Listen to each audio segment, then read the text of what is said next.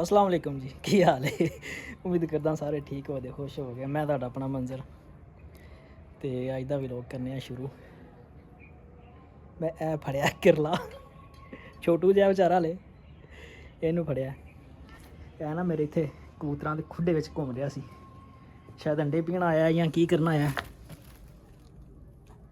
ਇਹਨੂੰ ਮੈਂ ਫੜ ਲਿਆ, ਹੁਣ ਇਹਨੂੰ ਨਾ ਕਿਸੇ ਬੋਤਲ ਵਿੱਚ ਡੱਕਣੇ ਆ। ਇੱਧਰ ਆਪਣੇ ਜਿਹੜੇ ਬੱਚੇ ਨੇ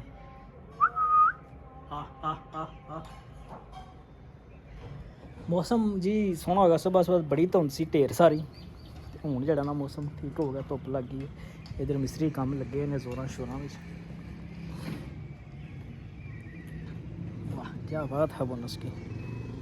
हाँ भाई हाय हाय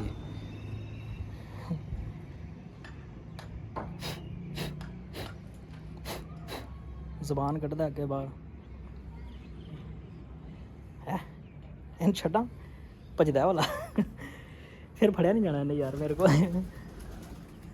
तुसी क्यों डर रहे हो? किहड़ा तुहाडे ला रहा होना है? डरना नहीं भैयो, डरना नहीं।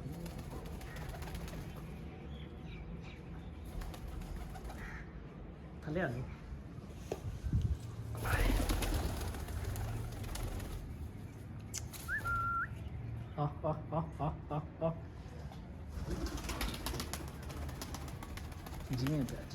जिमें पिया माशाल्लाह सोहने लग रहे हैं। आए चल भाई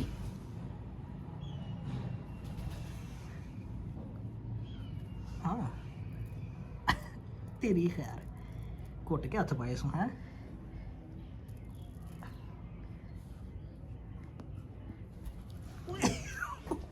फिर वड़ गई उधर तेरी खैर अगे डौखा मैं कढ़िया सो। ही मड़ गया ज़्यादा। तेरी खैर चंगा तमाशा मैं कर लाँगा भाई, उल्टा अपना ही नुकसान कर लिया। नुकसान की करना फिर थले बड़ गया।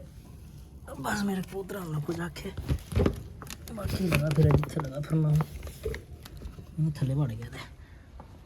तेरी खैर ओए ओए भज गया। चलो खैर कोई नहीं रोला, निकलेगा ना कल या परसों फिर बाहर फिर फड़ लांगे। हाय हाय